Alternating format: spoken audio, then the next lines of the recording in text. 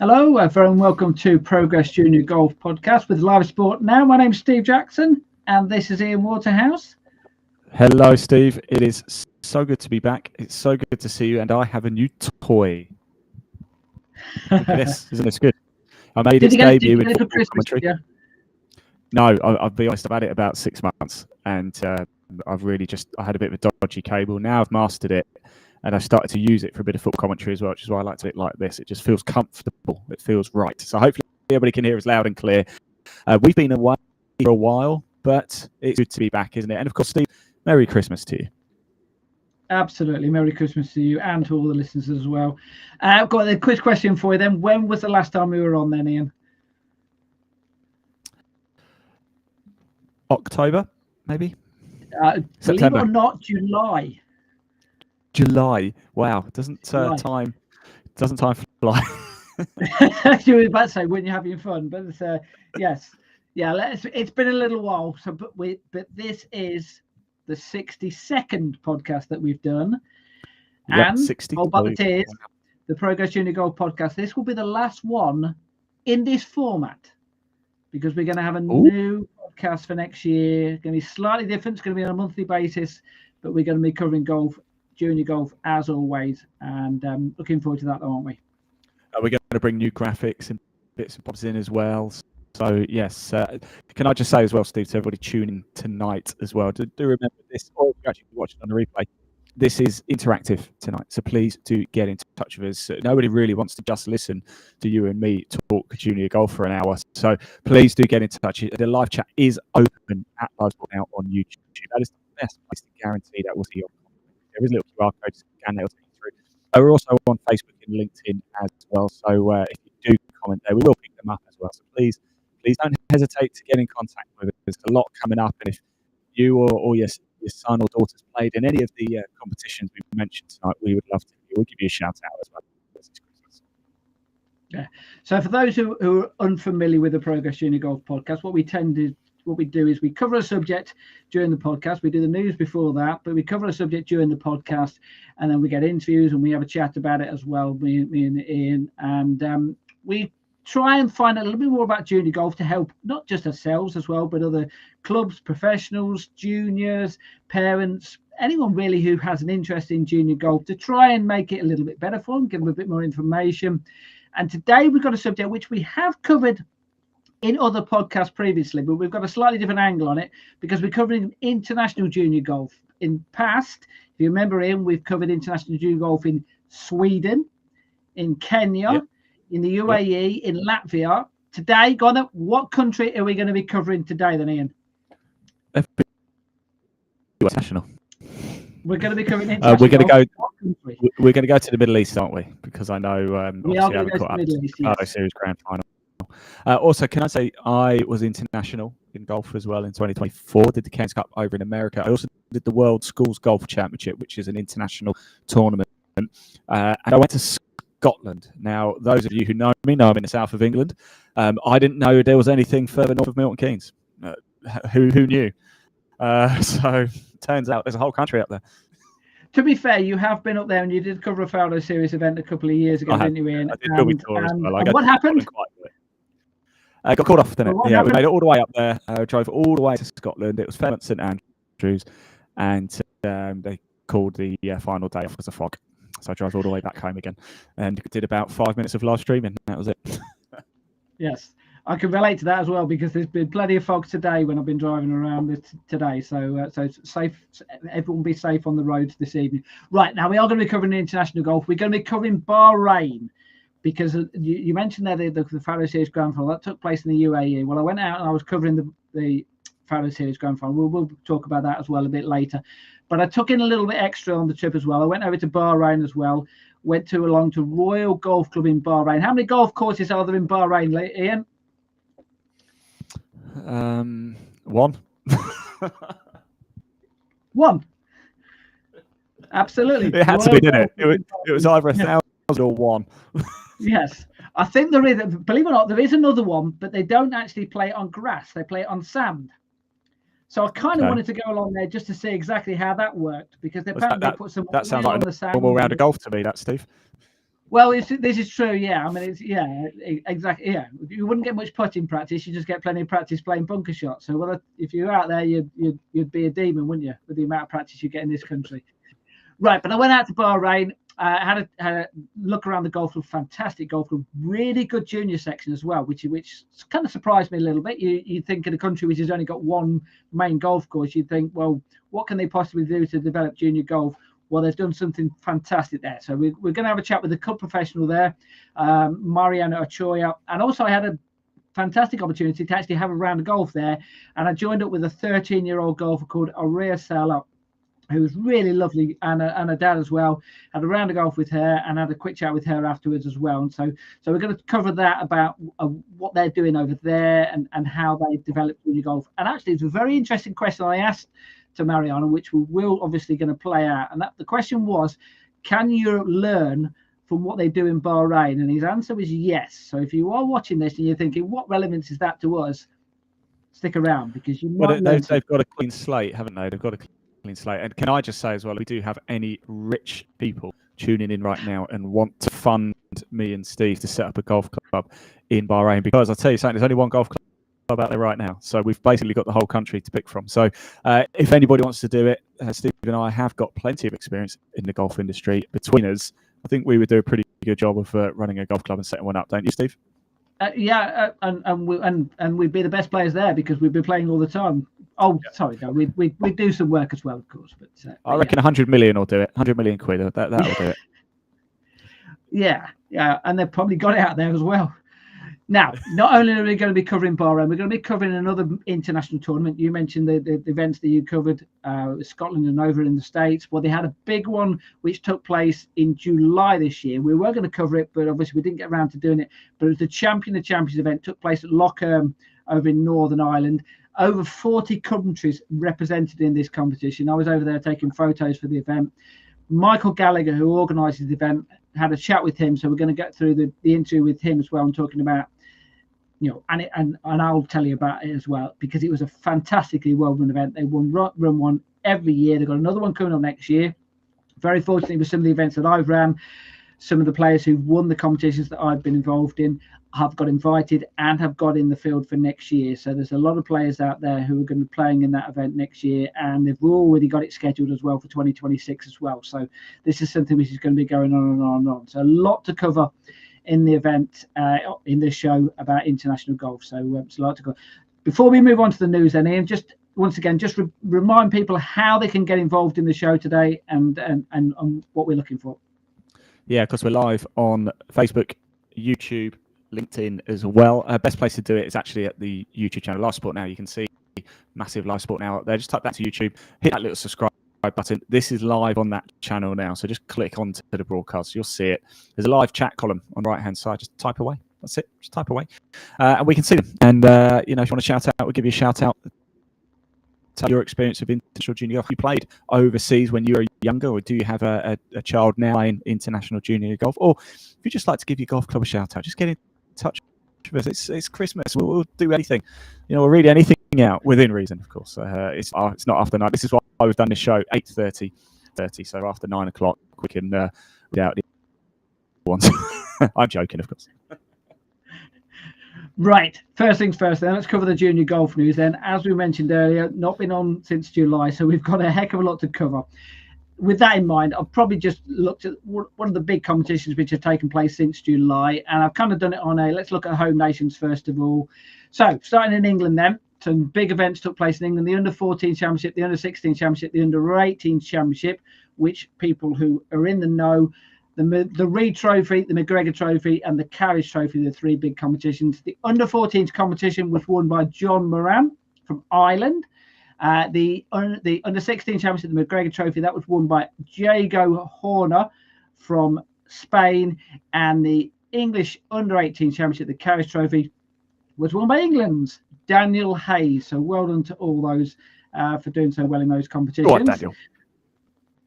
And girls' competitions, some big girls' competitions, as you can imagine. Under-14s was won by Margot Poissonniere. Apologies if I've spelt your name or pronounced your name wrong. Well, France. If he's got it wrong, somebody let him know in the comment section. Yes. It's not as if I work as a commentator as well, so I should be used to pronouncing these names badly. Well, I'm pretty good at it, actually. Under-16 Championship is another easy one for me to pronounce. Giura Vittori Cattusis from Italy. She won in a playoff against Lauren Crump. So well done to Giura. And the Under-18 Championship, English winner, was won by Lauren Crump. So what a great year it's been for Lauren then to finish runner-up in the Under-16 Championship, completely separate competition, which took place actually a week earlier. So someone who was in seriously good form in July and early August, she went and won the Under-18 Championship. So well done to Lauren. Right. County champion and championship. So for those who are not aware of this, each county in the country has a junior championship, boys and girls, and then the players who win each county competition go through to a national final, English final, and they all play against each other to find out who is the county champion of champions. The boys competition was won by Harry Cox from Hertfordshire, and the girls competition was won by Darcy West, and she is from Hertfordshire. So they must have some seriously good golfers in Hertfordshire to win both. I don't know. I've got to be honest. I don't know how often that someone has done the double and won the boys and girls titles. So, so well done to Darcy and Harry then for winning that. Right, and that takes place at Woodhall Spa, place whereby you've been and covered events as well. So, not an easy course to play, as you all know. Was it on Hodgkin then? Was it? I would imagine so. Yes. Yeah. If you've not played it, it's the one where the bunkers are ridiculously big. Hodgkin then. Yes. Yeah. Right. Up in Scotland then, Scotland Under-14 Championship, that was won once again, Irish winner, Justin Dennehy. The Area Team Championship, that was won by Lothians, and the Scottish Girls Closed Amateur Championship. So they have a stroke play qualifying, that was won by Casey Robertson, who's a Scottish golfer. Then they go through to the match play stage, and that was won by Ariana Virrick, who's from Warwickshire. And we may well mention Ariana, and we might well have a photo of her a little bit later because she had a very, very good year. And I know that she just won a competition out over in Asia as well. So but we'll mention her a little bit later. Right, moving over the Irish Sea then, over to Ireland. Irish Under-16 Championship and Under-14 Boys Championship. Under-14s was both Irish winners for these two. Was won by the Under-14s won by Ollie McAvoy, and the Under-16s was won by Ian Burrows. So well on to Ollie and Ian. And the Girls Amateur Championship was won by Kate Dillon, and once again Irish winner as well there. Right, Wales then. So the boys, once again, they had their boys championship, similar kind of thing, stroke play qualifying. The stroke play leader was Charlie Ward, then went through to the match play, and the went on to win that was Isaac Jones. So well on to Isaac. Girls championship, similar, very similar. So stroke play qualifying, Isabel Kelly through to the match play, and the winner of that was Isabel Kelly. So that takes some doing to be the best player and then go through as the number one seed and then go all the way through the knockout round. So excellent work from Isabel then. That must have been a cracking week for her to play so well for such a long period of time. So I tell you what, they've got some seriously good golfers coming from Wales as well, which once again we'll come to in a little while as well. Right, Welsh Under-16s Championship, that was won by Harry Ferns, and the Welsh Under-14 Championship, this is the girls competition, was won by Rebecca Del Sol Gonzalez, who, believe it or not, is a Welsh golfer. So they're basically clean sweep. Then all Welsh golfers won that. Right, here's a quick question for you. definitely not. No, it was a Del Sol Gonzalez. No, not a Jones or Traditional Terry Welsh or a Ward. name, that, isn't it? Yes. Right, staying in Wales, though, it was the Girls and Boys Home Internationals was hosted by Wales. Right. Here's a tricky one. You love it when I go through these questions in, because you're normally pathetically bad at doing these. Right. So Girls Champions, yeah. Work this one out, right? Girls Champions was won by England, right? Boys Champions was won by England, right? Mixed Champions, then. Who won that? Wales. Yeah.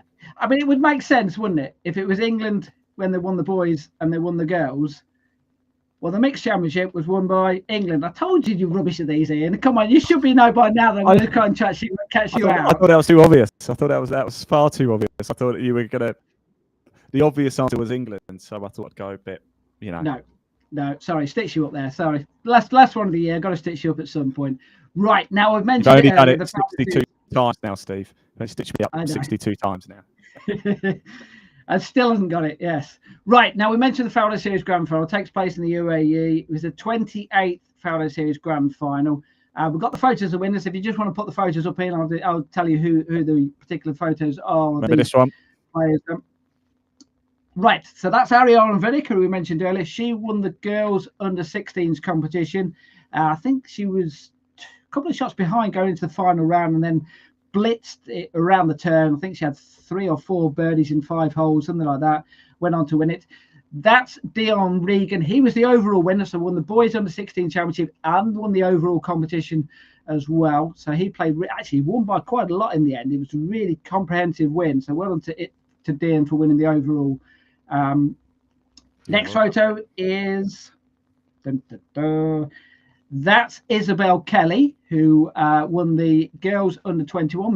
Now, I did mention Isabel earlier, didn't I? Say that she won the girls championship over in Wales with it. She went on and won the competition over in the UAE. And Dion as well was a Welsh golfer as well. So 2 Welsh winners in the tournament. And the final winner, which was the boys under 21s championship. Got the photo there. Hold on. That's Sadhab Acharya. Right. Quiz question then for you there, and then which country do you think Sadhab is from?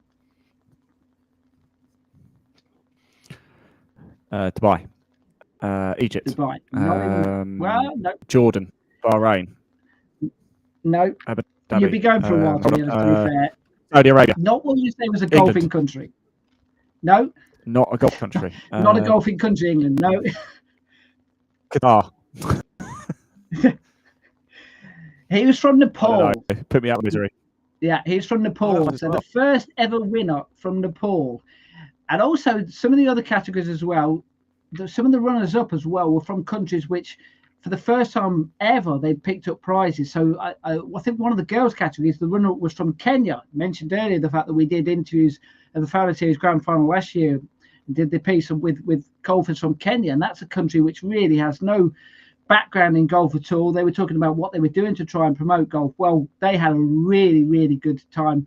And one of the players came through and finished runner-up in the girls category. So really, congratulations to them. And kind of a bit of inspiration for someone like Bahrain to watch someone like that and go, hold a second, if they can do it, we can do it as well. So well done to everyone who played in the Fowler Series Grand Final. It's a really well-run event. They've got a lot of competitions now which do under 12s. So they what their Futures Tour, and they're building them up and getting them to get to this stage, and they can go over and play in these events there. So well done to everyone there. Right, a few more competitions from overseas. Then we'll just wrap up the news. Then the Boys Amateur Championship. Okay, it was played in England, and the Girls Amateur Championship, but international winners both from Sweden. So for the Boys Championship was won by Vigor Olsen Mork, and the Girls Championship was won by Havana Torstensson. So well done to both those 2 Swedish players. Spanish International Championship, though, was won by last year's Fowler Series winner, Ben Bolton. So well done to Ben for winning that over in Ireland, over in Spain. And just this month, just a few weeks ago, the Justin Rose Telegraph Junior Championship took place in Portugal. English and Scottish winner. The Boys Championship was won by Charlie Rusbridger. Charlie. I think he actually ran away with it, played really well for the entire competition. He won it by by distance, and the girls' competition was won by Grace Crawford. And finally, the RAC Amateur World Junior Golf Championship that took place out in the UAE as well. That finished on the 15th of December, so just a week or so back, and an English winner. So well done to Oscar Craig. So lots of golfers there. Well done, Oscar. Doing well in all these competitions, and well done to everyone who's done well this year, who's been mentioned in the news during the year, because we've covered a lot of different competitions from a lot of different junior tours, junior organisations. We've found some nice stories of some young golfers who've been playing some of these events. So well done to everyone who's had a really good 2024 and best of luck for 2025. So hopefully we'll be playing some of the competitions which we cover next year. You never know. So Steve, can I just absolutely actually can I just say another thing as well? Now, this isn't junior golf related, but a story about never quitting, never giving up. Now, a friend of mine won only his second event on the European Tour recently, John Parry. I know him very well from Harrogate, interviewed him a lot of times on the 2020 Pro Tour. He won, I think, the European Open about 14, 15 years ago and was riding high, and then just drifted away from golf and COVID hit. And then I remember interviewing him at a 2020 Pro Tour event, so a mini tour event. And he's like, yeah, I'm just here to have a little bit of fun. I don't know if I'm even going to bother trying to get my tour card ever again, anything like that. Well, he's just gone and won the Mauritius Open on the DP World Tour for his second ever win. So never give up. He's the same age as me, and I'm 39. So don't ever give up. A lesson to the juniors watching, just keep going. Keep going. 14. Look, Richard Bland's a great example of that as well. So just keep going. Never give up. You're going to go through sticky patches in your game at some point, but just don't give up. Keep going, because it will come good if you keep persevering. So congratulations, absolutely, John. Congratulations, all of the Faldo Series winners, everybody who's won a junior golf tournament, no matter how big or small, in 2024. Congratulations. Fantastic. All right, well, that wraps up the junior golf news then. Let's cover international junior golf then. It's obviously got mentioned a fair bit there in the news section there, but we're going to be looking at Bahrain, we're going to be looking at the Champion of Champions, and also the last few moments of this podcast, we're going to talk about what we're going to be doing in 2025 as well. We've got an international person coming on the show there, someone who might be recognisable to you golfers out there, or you golf fans out there, because someone who knows a thing or two about winning international tournaments, but we'll save that until a little bit later. Right, let's talk about Bahrain then. It's a place where I went to a few weeks ago. First time I'd ever been to the country. First time I'd ever had the opportunity, obviously, to play golf there. And I went along to a golf course called Royal Golf Club in Bahrain and chatted with Mariana Choya, who's the main club professional there. They've got a few professionals there who cover junior golf, and they've expanded it. Now, I have to ask him straight away just to explain his role at the club and about what they do there. This is what he had to say. Yeah, started almost 2 years ago here, and basically the idea of the club in that time was to reach at least 50 juniors playing, because in that time we had like 20, not too many.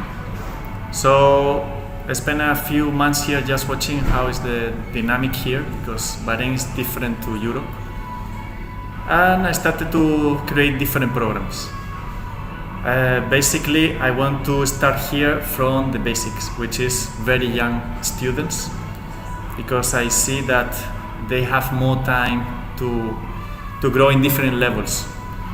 Here they focus too much on the already played juniors and more developed, but I saw a big gap in the beginners. So now we have kids from 4 years old in advance. And actually the young program we started this year, and it's going very well. We started with 3 and now we have like 15, less than 8. So let's look at those younger ones then, because there isn't a massive golf history, if you like, with Bahrain. So how do you even get them to that stage whereby you even get them here in the first place? How can I take them from outside, is the point. One of the biggest things we did is to approach schools, and then refab youth. We have like 1,000 families here or more. We started as well to approach them, so for them it's very easy to start coming here. The next step is to contact even more schools, and like this, you know how this works is if one kid is happy here, it's gonna bring another kid, the friend, and then the cousin, and then the brother. So we started to have that point. So we have a good base. So suddenly, I don't know from where they're coming. The key point there is the fact that you get them happy. How do you do that then? What structure do you have in place to try and make it fun? Actually, this is a very good question, because in Europe, what I saw is people are more specialized in sports. For example, they want to get to college. They want to play for the national team or province. Here, no. Here is to have fun. So I had to change all my mentality to make it very fun. So I don't know if you were this morning, we have even dinos, like inflatable days. We have like 4 there, and they have to hit the dinos. We have targets, we have a lot of games. Now with Trackman range, we put games, so they have to catch the monsters and all this. So it's very dynamic, very fun, and not so focused on tournaments in the future. We do our own little tournament, which is very, very cool, but it's less focused on that. Maybe in the future we change, but at the moment. So just explain how you take them from that stage. So if you like, you've got them hooked in the sense of the fun side of it. How do you then progress them through the lessons and get them out? So once they know how to hit the ball, at least to move the ball, then the next step is to go very quick to the golf course to teach them the game, because that's something that sometimes is forgotten. We keep the kids hitting balls, and in the end, what's next? So that's the next step. Golf course, we try to go every 2-3 lessons. Also we have WeMonty, which is a very short course. It's very easy for us to play there in the lessons.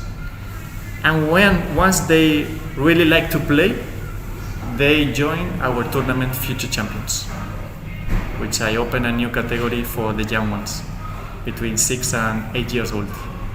And we have a little. So that's Mariana talking about what they do in Bahrain there. It's something which crops up so often when we have interviews with various people on this podcast, isn't it, Ian? The fact that we use the word fun. And even he had to change his mentality of coaching, trying to get the fun element in straight away, because, you know, it was completely alien to them. They had to get that fun first of all, didn't they? Yeah, this is a common topic, isn't it, that we talk about with this, and I like the idea of trying to hit dinos and things like that. He did say dinos, like dinosaurs, didn't he? Dinosaurs, yes. Yeah. I mean, stuff like that's cool. I don't think he meant aiming for people in the restaurant, no. Like proper T-Rex, yes, yeah. But it's nothing new though, is it? Like we know it's all about trying to get people involved. I've got a question for you actually, Steve. All right. Now we know the population of the UK is what 60-70 million people, something like that, isn't it? That's about right, isn't it? What's the population of Bahrain? I know the answer. Well, I think it's about 1 million, but I might be wrong with that. But I know you're not far off. Well, it's 1.6. It's 1.6 million, which actually isn't that far off. In 1960, Bahrain had a population of less than 200,000 people. You know, but 1.6 million people for one golf club.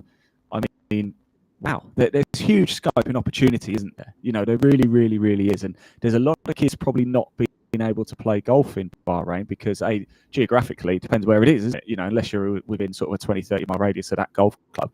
Bahrain's a big country, I think. I don't know how big it's actually. If anybody can tell me, let me know.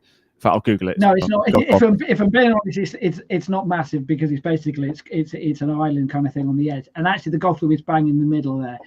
But it's interesting. It's a good point you make about the size of the country and the amount of players who it is something which does crop up in the conversation with Mariana. Let's just cover a little bit more with the interview with Mariana then, because obviously we talked about the coaching side of it there, and he alluded there to the WeWonders or the WeMonty Par 3 course. Let's just find out a little bit more about the facilities there and what they do have for the juniors. This is what he had to say.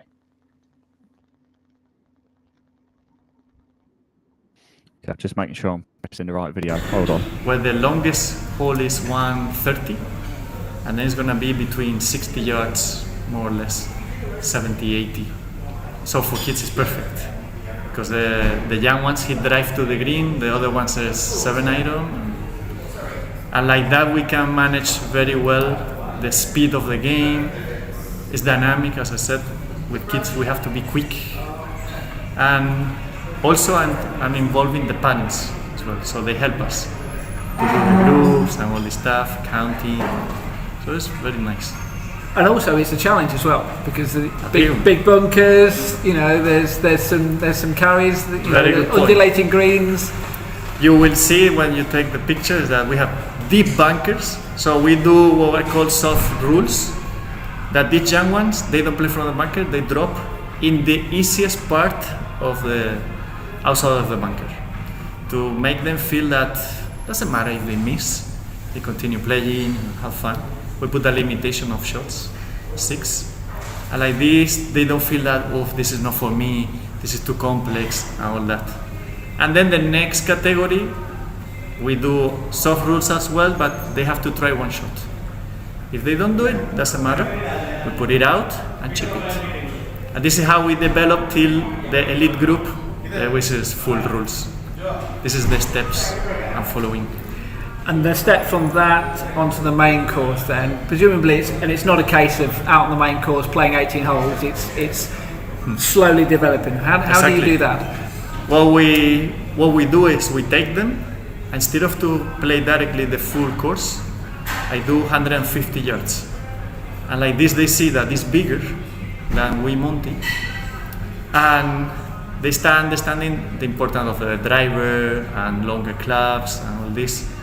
And when they start growing, we try to do it from red and then white tees and so on. Everything very smooth. And depending on the distance they really hit as well. I make sure I can control the score, so it's always positive. Because I don't want to put them in yellow or golden marks, which is too far, and they do 12 shots. Because then they think, oh, I'm not good.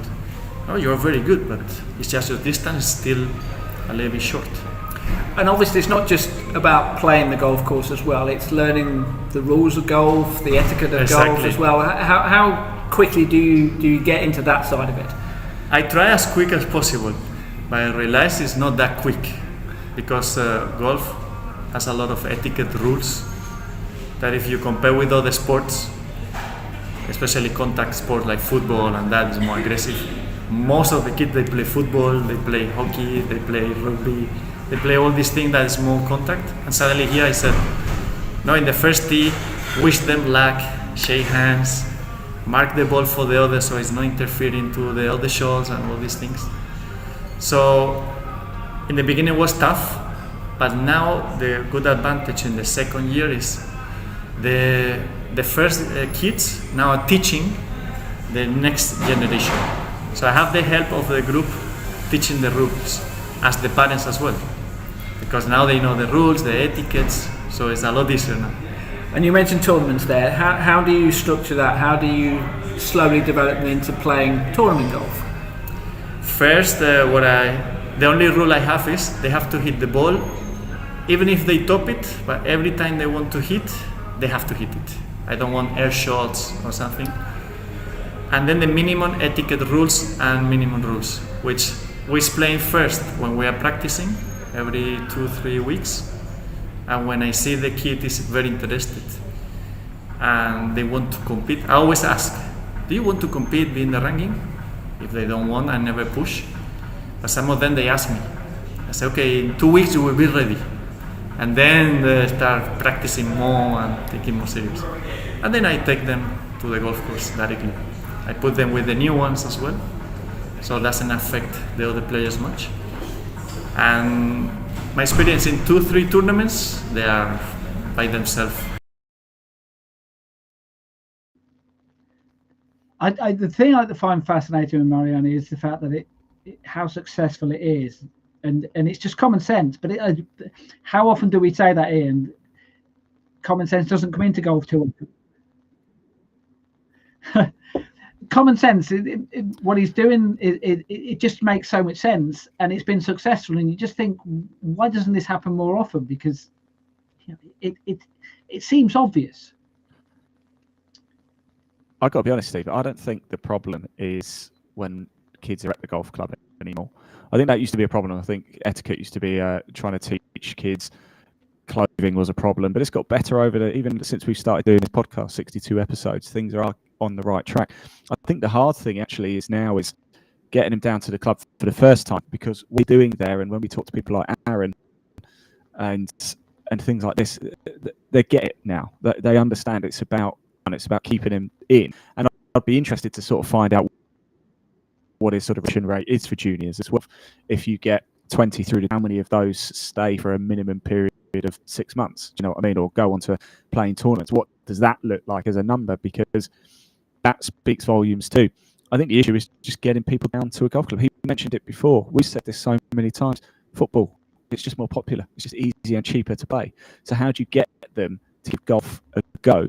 You know, and it's all right saying, when you get here, you can hit dinosaurs and stuff like that. You've got to get them there. You know, once you get them there and they're pinging golf balls at dinosaur, what kid ain't going to love that?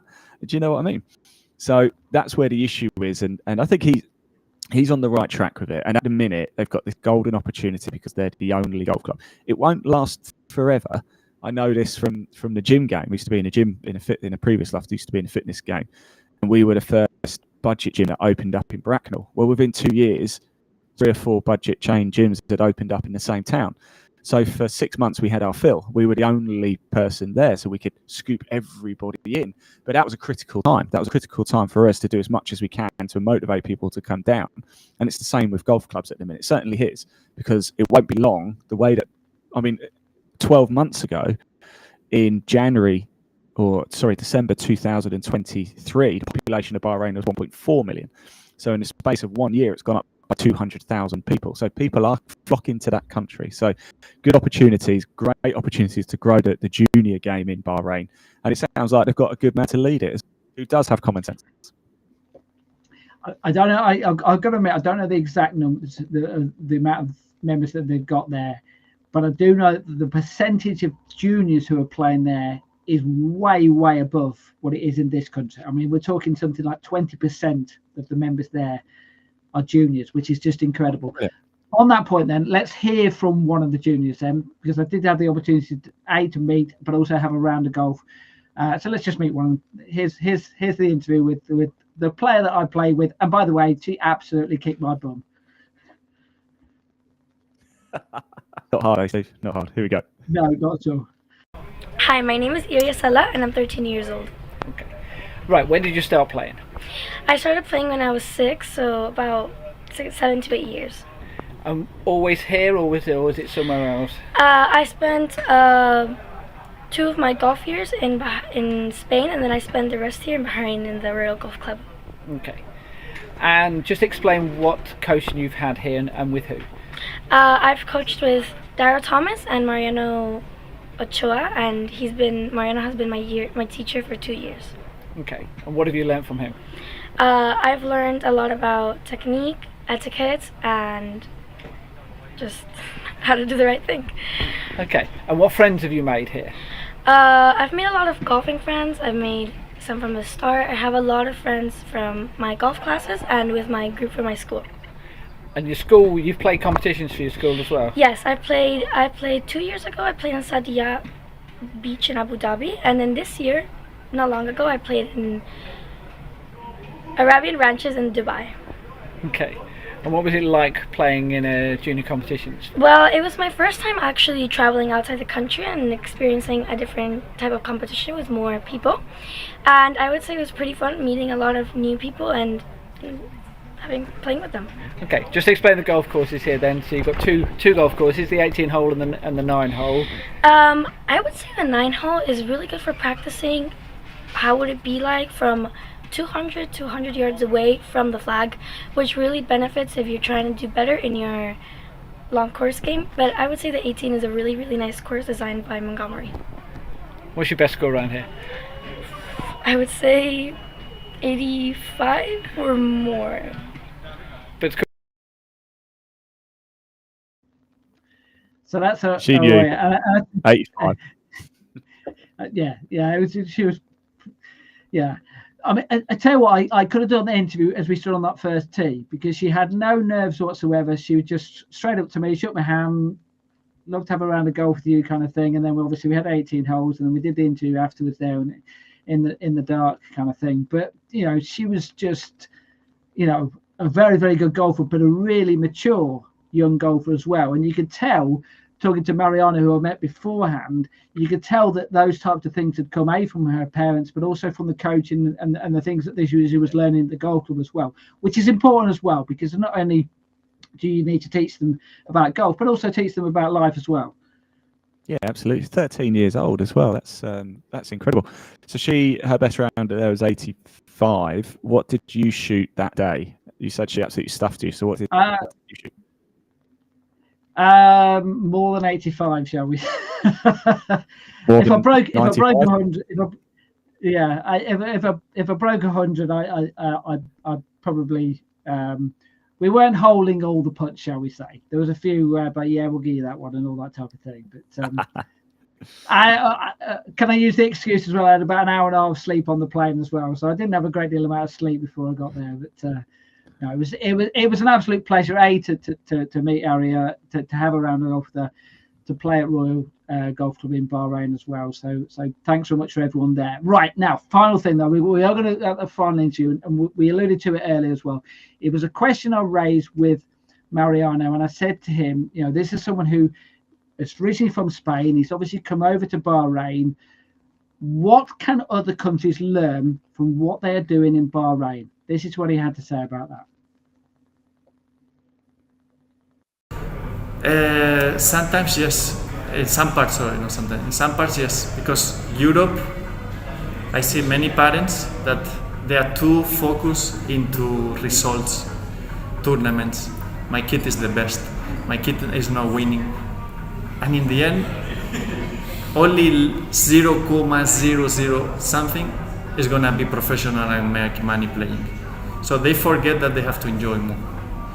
And sometimes I try there to make it more fun, and the parents came to me saying, no, but I want that more in technique and that.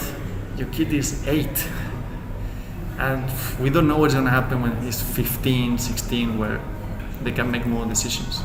So I think they can take that part a little bit. More relaxed, more fun, more enjoying the game. And if the kids are really good, it's very easy to see.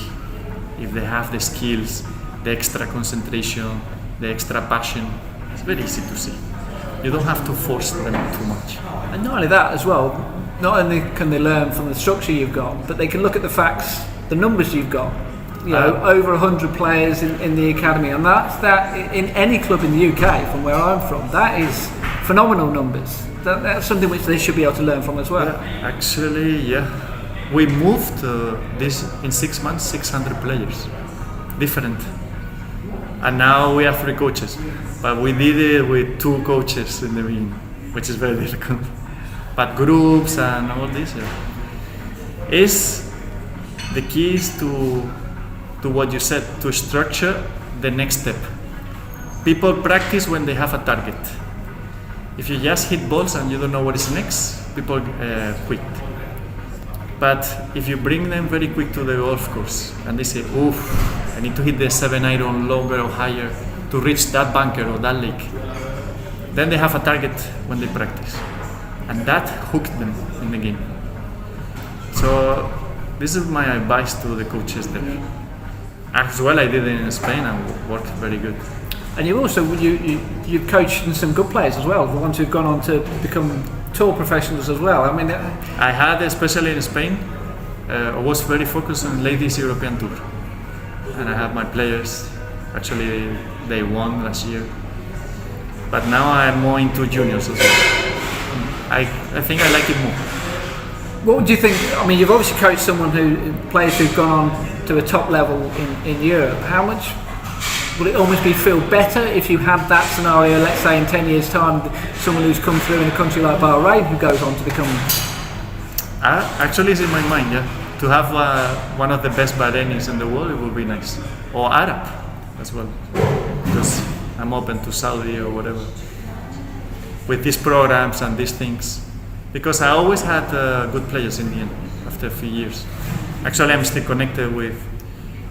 Because one of the programs is to develop the player till college, because they get the scholarship for free and all this. And this is a very good help for the parents, so they don't have to invest so much money in the studies for their own kids. So this is another program I do. And actually, I am connected with one of the girls still there. We do online lessons. So we still work on this. We sent a few already. Just fantastic story. It was an absolute privilege to go to Bahrain Golf Club and to meet Mariana and Ariel and be shown around the facility. But, you know, I couldn't remember actually getting the numbers off him, but over 100 juniors members in part of their academy, and as he mentioned there, 600 of them have come through and played golf at some stage during the year. I mean, that's just, you imagine any golf club in this country having that many juniors. I mean, it's just like phenomenal numbers, isn't it? The numbers are fantastic. As I will say again, though, as I said, in England, I mean, where I am in Bracknell, you know, there's 15 golf clubs within a 10-mile radius. Do you know what I mean? So the competition is a lot more fierce. It is an open pool. However, please don't let that take away, because they're still doing it. Still got to get out there and do it, and they're doing that. So, you know, full credit to them, because junior membership probably doesn't bring as much pounds in or still whatever the currency is over in Bahrain as much as a full paying member does, but it seems like they've got their priorities right there, because they understand and they get that. Get them now and they'll be with them for the next 40, 50 years, and then their kids will come along and their grandkids will come along. I think he said it in the previous video, actually, talking about the next generation and now starting to teach the new generation coming through. Right, we're going to switch tack slightly. Still talking about international golf. We're going to talk about an event called the Champion of Champions, which takes place over in Ireland at Lough Erne over in Ireland. I was very fortunate that I went over for the event this year. It takes place over 3 days. I was there as the official photographer, taking photos of all the players who are taking part. Basically, they play one round on the Castle Hume golf course there, then they play two on the Lough Erne, which is the main Faldos golf course, and Nick Faldo designed golf course. It's just stunning venue. Over 250 golfers play in this event, and the organizer of the competition, someone has been on the podcast on a couple of occasions, on previous occasions, is Michael Gallagher. So we had a chat almost a week afterward. So it's obviously a little while ago, the actual interview, but we had a chat about the background of the Champion of Champions, how it all started. This is what he had to say. Basically, the Champion of Champions came about 5 years ago. Basically wanted to run something slightly unique and different. There is junior events around the world where, you know, you can pretty much just apply and be guaranteed to play in it. I wanted to create something slightly different in the sense that you had to be a champion to play in it. So basically, there's over 40 junior golf tours around the world. I know your listeners predominantly is going to be in England, so there's quite a few in England. You've got I'll not start mentioning them in case I forget one, but you can see on the website, if you go to worldchampionship.golf, you'll see all the qualifying tours on it.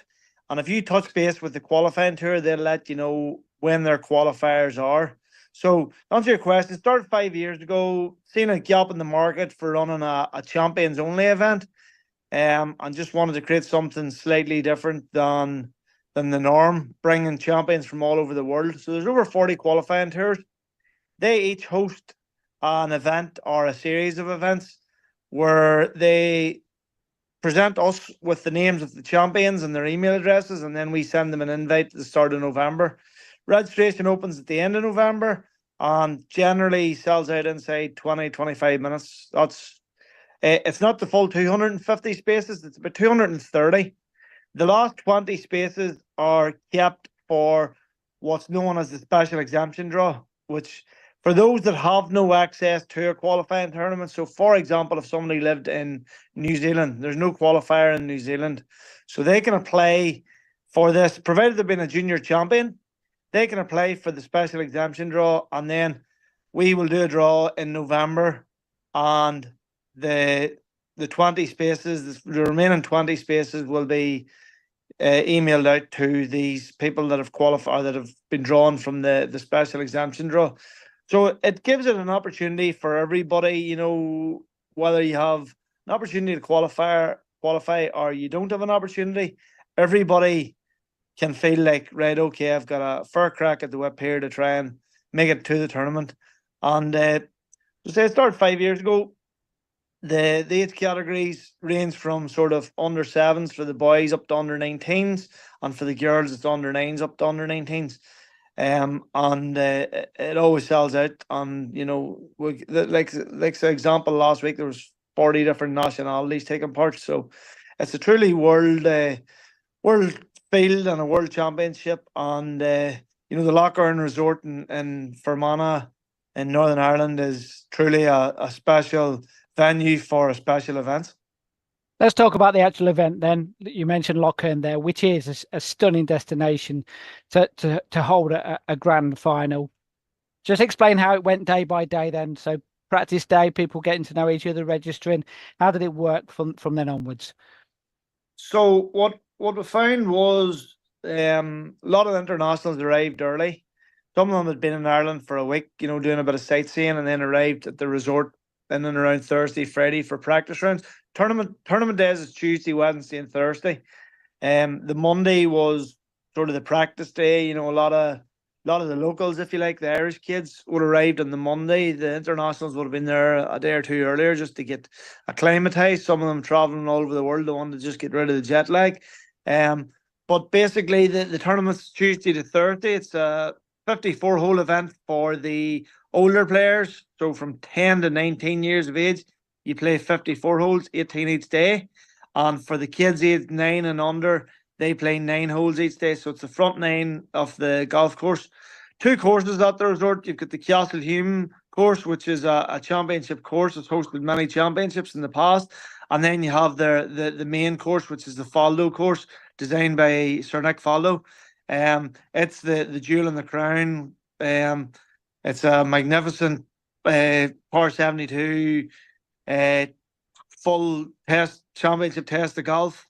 And that, as you'll see from a lot of your images that you've taken, there's some spectacular views. So as I say, predominantly the rave sort of Saturday, Sunday, played a practice round in either course. Monday then was the registration throughout the day, and then in the evening time there was the opening ceremony where there was trad music and there was bagpipes playing and a bit of Irish dancing, and it's basically just for everybody to get together and more so for the kids to sort of feel important and feel special. And the weather didn't play ball on the Monday evening for us. There's quite a lot of rain in and around the time of the opening ceremony. Either side of the opening ceremony the weather was pretty good. But the tournament days, in fairness now, they weren't too bad. There was a tiny bit of rain here and there, but generally speaking, over the 3 days of the tournament, the weather was pretty good. The Tuesday we were blessed with sunshine all day, and then the other 2 days weren't too bad. So it was just it's a great week. We put a lot of effort into it to leave no stone unturned. The resort's a 5-star resort, and we say, from the minute you drive through the gates of the resort to the minute you leave, you're going to have a 5-star experience from start to finish. The competitor gifts, we had 10 competitor gifts, and from speaking to a number of the kids and their parents, they were saying, the gifts were the best they've received out of any World Championship event they've ever been to, and they've been to all the main ones. I'll not mention any names, but to start off the week and give the kids that sort of gift, if you like, it's something that we pride ourselves on. We don't try and do it on the cheap. We try and make sure that every kid feels that they've got value for money for their entry fee, and they leave feeling that no stone has been unturned, and the event is exactly what. So that's Michael Gallagher talking about the Champion of Champions event. He mentioned there, Ian, as well about the fact that they had the draw for next year's tournament took place last month. It actually sold out, I think, in about 14 minutes or something like that. So that's how I think they have for the 230 spaces. I think there's 3,000 possible people who could have had those spaces. So that's how popular it is. That's heaven, isn't it? That's a dream. That's a dream for every tour. That's what. Isn't it, Steve? Absolutely, yeah. Right, we are going to hear the second part of the interview with Michael, and it's one of the things whereby you kind of alluded to a little bit there, Ian, is the fact that I've organised events myself You know, and I've organised, I think the biggest event that I've organised had 126 playing in it. What's the biggest event that you've ever been to whereby you've been involved with the media side of it? How many players have been involved in a particular event? Probably a Clutch Pro Tour event. I actually did the Challenge Tour British Masters, it was, up at Belfry, and I think we had about 142 players start. Of course, there was a cut after 2 days. So about 140, I think, is the biggest. But that was a pro event. That was Challenge Tour. Yes, but similar numbers, 120, 140, and that's a lot of people on one day. When you've got 250 on one day, you take it to a completely different level. And that's something which that was the thing that impressed me the most. Someone who's goes along to some of the events, takes photos, does it from a media point of view, but also organises as well. I know how much work goes on in the background. And that's something I mentioned to Michael. I'd said, you know, when you run an event on that scale, how easy, how difficult is it to do that? This is what he had to say. On 2 seconds, I'm bringing it in. Here we go. To be honest, the team that we have with the event, they've been there from day one. They know it inside out. The main thing, as you well know, with running events is, and specifically when you've got the timesheet running from 6:30 in the morning till 6:20 in the evening, you know, you have a 12-hour timesheet. Now, for your listeners, the ones going out at the end of the day only play 9 holes, so the daylight's about 9:45 in Ireland this time of the year. But you know, the main thing is that it doesn't get out of hand and that the speed of play is maintained throughout the day.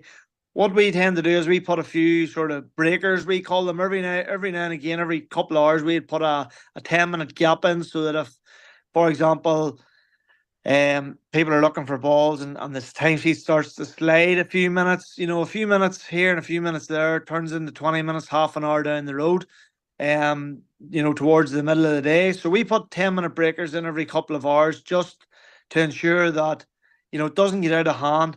And then there's plenty of ones out in the golf course, marshals and referees and stuff, keeping an eye and making sure that the speed of play is maintained throughout the round. Because, you know, that there is the number one thing, is that, you know, people are getting round. It is a slow day in the sense that in any junior golf event, you're always, like, I'm running events for 10 years now. The junior golf events, they're just slow days. You know, the 4 hours is out the window, and you're looking at, you know, on average 4 hours 45. Now, on the likes of the Faldo course, with it being a sort of 9 holes out and 9 holes in, and, you know, it's a new championship course, you can imagine, you know, it's a slightly longer walk. So it's generally speaking, it's a 5-hour round at best on Faldo. For anybody, you know, even a 4-ball going out in buggies, you know, it's a long, you know, it's a long course, and you know, it's just the as I say, it's just time management and ensuring that everybody tees off in time, and that the Rangers and the Marshals are keeping an eye on thing and making sure that play is moving at a decent pace. Next event, when will it take place? Presumably similar time next year, is that correct? We try to generally hold the event in and around the 22nd, 23rd of July. But next year there's a big tournament happening over here in Northern Ireland, the Open Championship, which is taking place at Royal Portrush. So rather than having all the staff who'll want to be at the event, some of them will be working at it.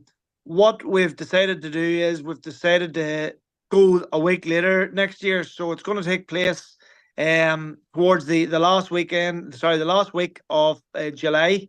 It's the week after the Open. So our whole selling point to the internationals will be, come over for the Open, stay, play a bit of golf, and then come and finish your holiday off at the World Championship. So it'll be an amazing 2 weeks of golf in the Emerald Isle of Ireland. So that's going to be the selling point. As I say, the event sells itself out in inside 25 minutes, all the spaces. But as I say, it's going to be an added bonus for the kids looking to take in an Open Championship and potentially maybe play a few rounds in some of the. Not a bad week, is it? Going and watch the Open Championship at Royal Portrush and then go and have a play in the Championship. You'd settle for that, wouldn't you, Ian? Oh, absolutely heaven, isn't it? Although you see a lot now, don't you, with these bigger of tying into sort of ladies European Tour events or DP World Tour events, Challenge Tour events, and it makes perfect sense, because if we want to inspire the next generation of junior golfers, what better place to do it than almost having them play the same course that they're probably going to go on to play in a serious competition. Yeah, I think the Fowler Series will do something very similar with the British Masters at the Belfry. With Nick Faldo, they have a like a grand final on the Wednesday ahead of the British Masters. So it's something which a few tours and a few organisations do. So well done to everyone with that. Right, so that basically wraps up what we've been doing as far as international golf is concerned. But we're going to just finally then just chat about what we're going to be doing next year, because it's going to change ever so slightly, the podcast, because we're going to be doing a show based on what myself and also a couple of other people as well are organising next year, because we're going to be organising some events next year for junior golfers. We'd love you to get involved. It tends to be on a more of a regional basis. So I'm going to be organising events in the Midlands. So I've got competitions taking place. It's what's called the Master Series, the Progress Junior Golf Master Series. So we've got events at the Forest of Arden, which is a place which has held European Tour events in the past. So that's Warwickshire. We've got some events in Worcestershire, Staffordshire, Leicestershire, Northamptonshire, Bedfordshire. So all around the Midlands. And then we've got a friend of ours called Aaron Cox, who's running a tour in the north of England. So he's got an ACE Junior Golf Tour as well. And then we're going to have a few special guests on during the year as well, like talking about some of the events that they're running during the year. So as we go ahead, we do one a month of these. We're going to look ahead at what we're talking about. So obviously the initial ones will be how we're preparing for those events. And then once we get into the season, we're going to get some media organisations to come along and take some video footage. I wonder who we might call on to do that, Ian. Live Sport Now, of course. Who else? Of course. Absolutely, yeah. So we're going to get some people to come along, and obviously, and then we'll show some of that footage as well. Give those kids, perhaps do some interviews with them, get some playing some fun games on the practice putting green afterwards, getting them doing some videos for social media and that type of thing as well. So if you do want to come along to play in the events, you want to come along and do some social media stuff, I'm more than happy to come along to some of these events and try and promote the game on a regional basis. We've got some of the big tours, the British Junior Golf Tour, the Robert Rock Junior Golf Tour, the Ping Junior Golf Tour, which is a new one, which you may be aware of, Ian. We've had them on the past, which was the Northern Junior Golf Tour, and then they've gone national. So they, instead of just covering the north of England, they're going to be going national as well. So good luck to them. I know that they've sold out a lot of their events already, which is fantastic. But it does mean that some of those regional events, it costs a lot of money to drive across the country, you see. So that's what we're trying to do, a little bit more regional side of things as far as the Progress Junior Golf is concerned. But finally, we did have one person who was kind enough to have a quick chat with me over in the UAE, and this is what she had to say to anyone who's watching about what we've got coming up on Progress Junior Golf. See if you can recognise who this is. Hi, I'm Fanny Sunason, and I am here at Al Ain, and I wish you all the best at the Master Series. So that's Fanny Sunason, who of course. Yes, of course. But who is Fanny Sunason then? Because there's going to be some juniors out there going, who's that weird person speaking in a foreign language? I don't know how major CVs do indulge and educate us, including me. Okay, so basically she was the caddy for Nick Faldo. Nick Faldo, of course, won 6 major championships, and 5 of those was while Fanny Sunason was her caddy. Is that? I didn't know that. Well, I know that Fanny was a caddy, but I didn't know that was her. Brilliant, fantastic. Yes. So when we were over there in the UAE, and obviously Fanny was there, so was Sir Nick, and they were doing some coaching clinics with the kids there, and they were talking about the famous Masters whereby Sir Nick was 6 shots behind Greg Norman going into the final round and overtook him. They were talking about the kind of psychology. So it's great for the kids to meet Fanny and obviously discuss about some of the things that we're talking about. We have done a podcast, of course, on caddying where we had Ian Poulter's caddy on as well. So fascinating to talk to caddies and learn from how they do things. And it was really nice for Fanny to. And by the way, Fanny's got her own. I think academy over in Sweden, so they had players who were playing in that competition from her academy in Sweden, and it was lovely that they did well in that tournament as well. The other thing as well we have to mention as well, we talked about the Masters Series there of Progress Junior Golf, but I've got another series as well coming up as well, which is called the Wonders Series, and that is aimed at junior golfers Mariana mentioned it as well. The ones who are just starting out, and it's aimed at the ones who haven't got a handicap yet, just started out, never played in the competition before. Now, if you sent them off to a competition, it could scare the life out of them. You know, they don't know what they're doing, you know, and things like that, you see. So therefore, this is that step between playing in your first competition, whereby with me organising the competition in the sense of be a lot more fun. You know, if you make a complete hash of a hole, you know, I'm not going to, you know, make a big deal out of it. Everyone gets a prize for taking part in it. So it's aimed at those types of players to try and get them into the, right, this is what a competition is. You know that I'm going to run a really nice, fun competition for them. They might well end up playing in some competitions which aren't that, but at least by then they know what a fun competition should be and how it is possibly organised. And obviously, if they do like my competitions, then you would hope that in a year, 2 years' time, they'll start playing in the Master Series events as well. So that's the whole point of the events that we're running next year. So different types of golfers that we're trying to aim at, which I think there aren't many tours out there which do.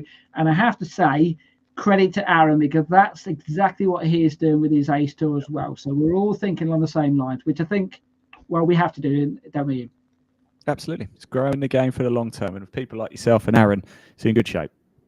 Yes. Right.